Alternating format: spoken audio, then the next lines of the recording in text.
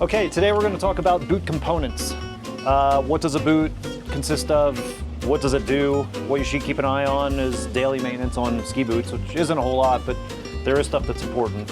So I think first we'll just go through the general components of a ski boot. We'll just use this head as an example boot. So obviously we got we got buckles, we got ladders, as they're commonly referred to. We've got upper cuff adjust hardware, often called canting from the manufacturers. We've got bolts that hold the upper to lower cuff spine together. These vary by manufacturer on how the boots are tied together here.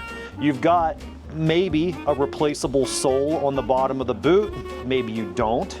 You can always add replaceable soles to the bottom of boots.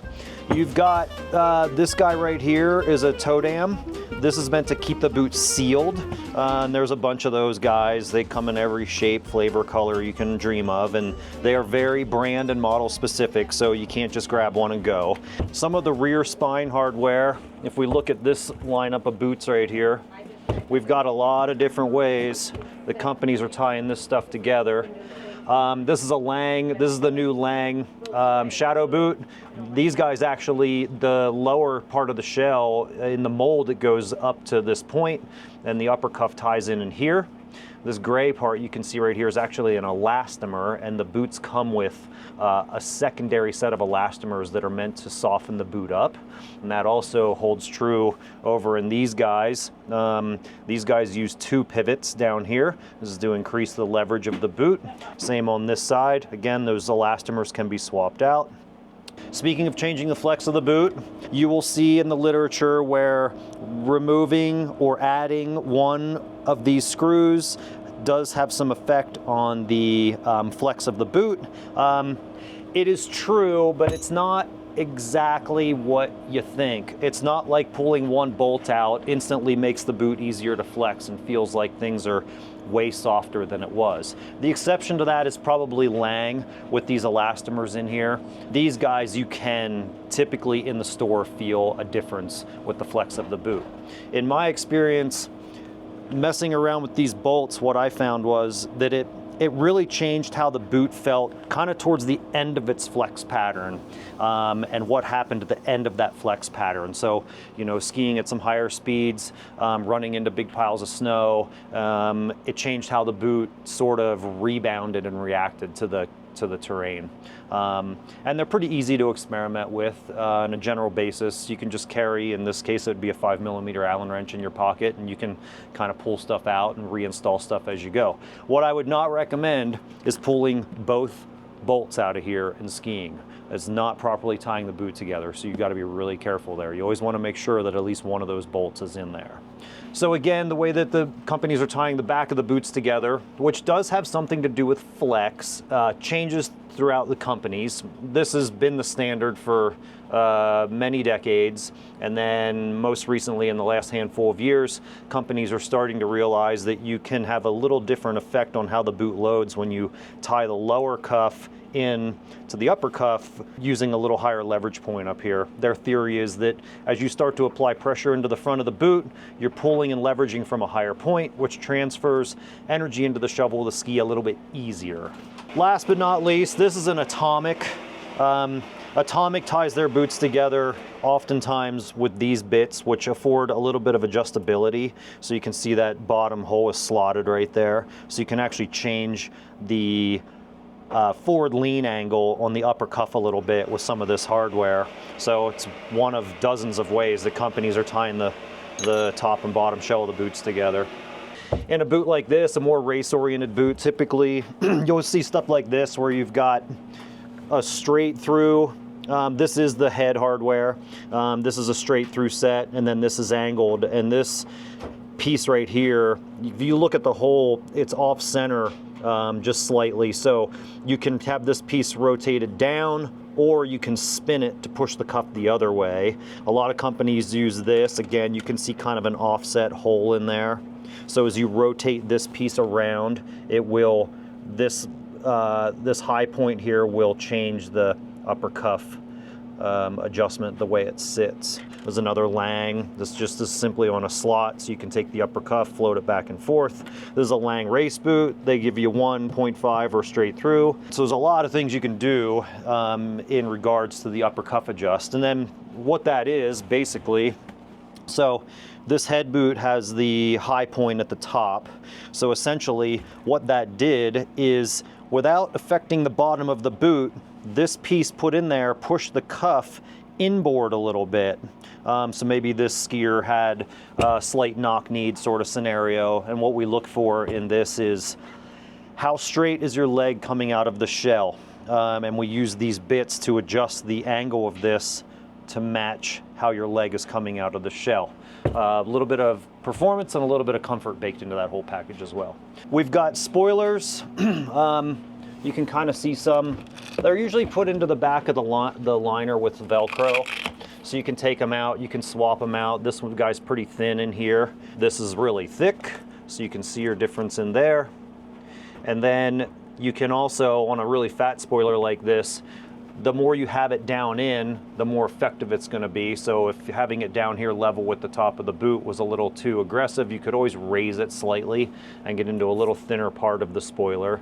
The spoiler's main job is to, it has two really, the job of a spoiler is to give the skier a little more forward lean in the boot, or on a really skinny lower leg, it's meant to take up a little bit of slop in there. So we got buckets of these things. Again, just all different thicknesses and such that you can just really get creative on and do a bunch of stuff with. So that's the spoiler story. Then in the bottom of the boot are what's commonly referred to as boot boards or Zeppas. And then this one's bone stock. And these things, this is a tune aid in a ski boot. You can do some grinding in here to maybe give a little more room on top of the foot. If the instep was getting hit into the roof of the boot, you could grind some of this off and lower the boot board a little bit. You can change the ramp angle. So for ankle range of motion issues, for an athlete just wanting a different feel inside the boot, you can actually change the plane of how this thing is. Here's one you can see that we've done some work to, and basically this boot board was just flattened out in here because the customer was using a footbed that was very much meant to be sitting on a very flat surface. The footbed was posted, so if you put a posted footbed, these always have a little bit of a hump to them in here, and if you put a posted footbed on these, sometimes the angle of this, sometimes the hump in this guy will push up on the underneath the arch of the footbed and make things not so comfortable. So you can do a lot of work with these. You can also break these. They're very delicate when they're out of the boot. It's not real thick in there. This is one of the more hardy ones. This is out of a Lang boot. In a race boot, we tend to screw we'll drill a hole in here and screw these into the bottom of the boot. So that way when the liner's out and you're doing a lace-up style liner, these things are secured into the bottom of the boot. You don't have issues. Power strap. Some might call it a fifth buckle. It is another securement device on top of the boot. There's a couple different ways people do this. The Velcro strap is the most popular. Technica uses this thing, which simply drops out of the bottom. And it's just meant to help enhance this buckle. As I say, usually these two buckles in the power strap kind of work as a team. So you can use these two buckles in the power strap to kind of get the tune and feel you're looking for. There are solid nylon straps. There are elasticized straps. There are elasticized straps with a nylon backer to limit the range of motion in there. There's all kinds of stuff you can do with this top strap to really get the feel of the boot that you're looking for. And you can do a little bit of tuning with these straps. Most of the elasticized straps, Booster probably being one of the most popular, they offer 4 levels, I believe, of strap, all the way from really easy flexing to World Cup level that's super stiff. So you can actually change the flex of the boot ever so slightly with one of those straps. Next, we're gonna go on to a general maintenance kind of schedule for your ski boot, so stay tuned. This bolt, these pivot bolts right here, are probably the #1 bolts that fall out. it is good several times a year to check these bolts. You can simply put a wrench on there and make sure it is not blatantly loose.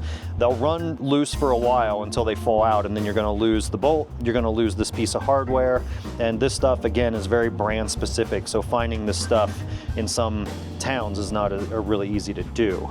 As well, checking buckle hardware. Most of this stuff is put together with a Phillips head screw. If you got rivets in there, that's great. You're never going to have a problem with losing hardware, but it is good to check this stuff. You can check these too. Power strap bolts rarely fall out, but this, I like to check the spine bolts. Again, the cuff alignment bolts as well. Keeping an eye on these plates, especially when they are replaceable, you want to replace them. This guy's ready. He's wearing through the rubber. It's getting into the kind of the harder plastic piece of the sole, and he's got a little room to go until he hits the shell right here. But what he's going to start to do is he's going to start getting into this screw head, and you really, for your convenience at swapping these out and not making your boot fitter crazy for swapping these out, you want to keep these screw heads in good shape. Here's a boot that's closer to needing done, and he's starting to get into the screw right here. This screw is going to be moderately difficult to remove, and he's really close to getting into the main part of the shell. Grinding into the main part of the shell can be repaired, but the deeper it is and the more fill you got to do, the harder / expensive it's going to be to get going. Here's a case that went a little too far. So he's into the shell, and he's got, this screw is going to be pretty difficult to get out. Same here. This screw and this screw are gone. There's almost no way to get that out of there. So what we'll do on this one is we'll actually look for another. He's running a 5mm plate on this boot. That's the thickness of the plate. We're going to find another 5mm plate that has a different hole pattern in here, because the labor it's going to take to get those two broken off screws out of there is not worth the price of admission. So we're going to find a plate that's got maybe a center screw and then some guys out here to kind of surround this chaos in here. And then this will need backfilled in here. This isn't super bad, but it's getting there. And his toe, he's right at the end on the toe. So he caught the toe in time, but the heels always wear faster than the toes. So you really want to keep an eye on the screws and how the plate is wearing into the main part of the boot. So, BOA, it's coming, get ready. Whether you want it or not, it'll be available to you. I skied it the last couple days, and honestly, it's pretty good. What to do if your BOA pops off? These things are designed to become dislodged from the boot if you smack a rock or you slip down an icy bank and this thing catches. Instead of doing some irreversible damage to the system, the BOA assembly is held onto the main shell with this metal ring right here. So the metal ring basically snaps down over these flanges. I'm sure I'm the first guy to make this video, but you just line this up, right? It's only gonna go one way, and then you simply push that down and you're rocking and rolling.